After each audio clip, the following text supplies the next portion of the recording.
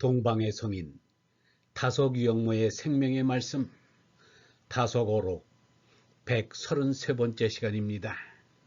오늘은 유교편 39장에서 46장까지 강독하겠습니다. 39장 사람들이 무국태극을 다 집어내버리고 음양으로만 얘기를 한다. 음양오행이 도대체 어떻게 됐다는 말인가? 우리 동양민족은 음양을 찾다가 망할지 모른다. 음양을 찾는 것도 음양의 근원인 무국태극을 찾아 가지라는 것이다. 무국이요 태극인 태초의 지고선에 닿는 것이 인생의 목적이다. 이를 궁고고라 한다. 궁은 궁신한다는 말이다. 마음과 뜻과 힘을 다해 하느님을 찾는 것이다.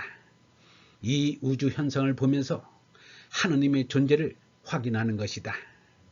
궁신지화로 하느님의 사랑을 더듬어 보면 일체가 변화하는 것임을 알게 된다. 일체가 변화하는 것이 하느님이 지니신 능력의 조화이며 사랑이다. 1957년 40장 유정유일 윤집궐중은 중국 사상의 핵심이다. 요가 순에게 전하고 순이 우에게 전하고 우가 탕에, 탕이 문왕에게, 문왕이 주공에게, 주공이 공자에게, 공자가 맹자에게, 맹자가 주자에게, 주자가 왕자에게 전해준 것이 중이라는 것이다. 정신을 통일해 가지고 사물의 핵심을 잡는 것이 유정유일 윤집궐중이다. 그러기 위해서는 하느님으로부터 하느님의 영원한 생명인 성령을 받아야 한다. 그리하여 하느님의 말씀으로 내 속에 불살라야 한다. 그러기 위해서는 식색을 초월해야 한다. 1957년 41장 요순이 자연처럼 순리로 다스리는 것을 성자는 도치라 한다. 탕모가 자연적이 못되고 사회적 인의로 정성을 다해 몸소 실천해 다스리는 것을 신지덕치라 한다.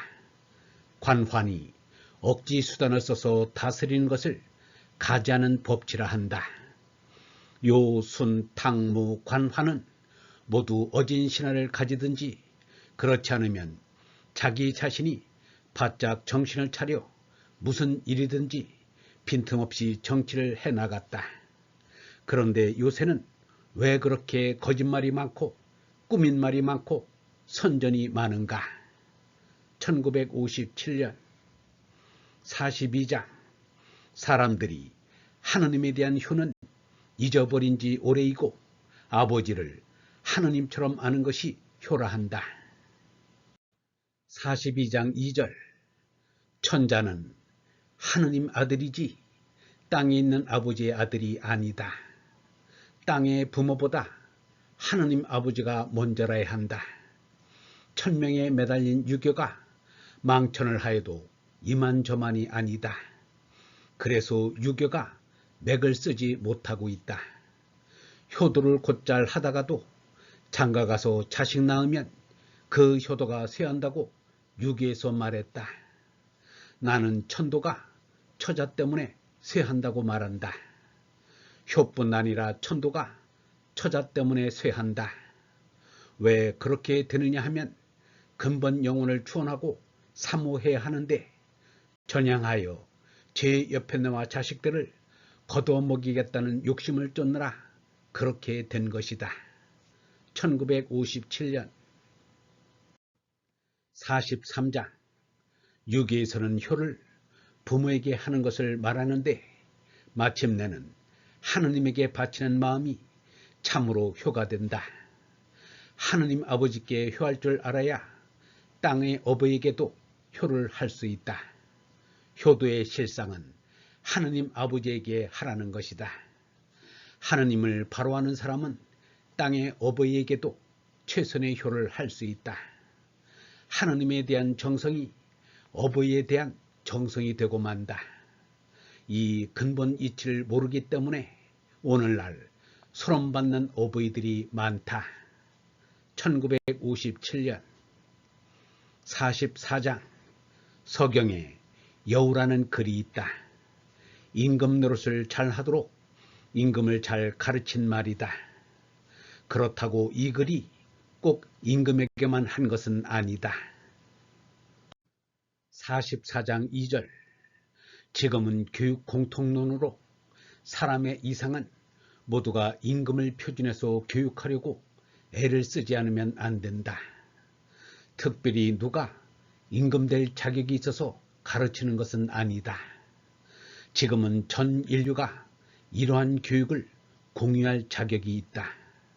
지금의 대통령 자리가 옛날 임금의 자리라면 그 자리를 밟아 올라가는 모두가 이 글을 알아야 하고 배워야 한다.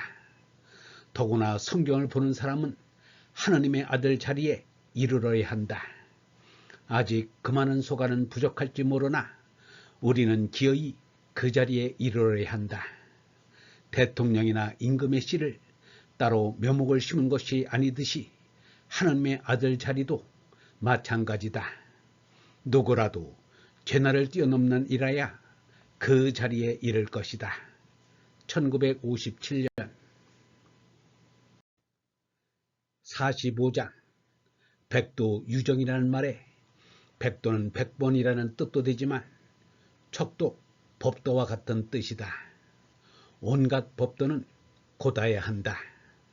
여자가 정조를 지키듯 법도를 지키기를 곧이 지켜야 한다는 뜻이다.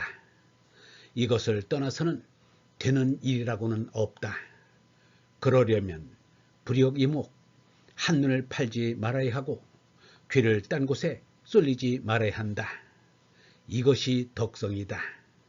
1957년 46장 완인상덕은 사람을 잘생겼다고 노리개로 삼으면 덕을 잃는다는 뜻이다.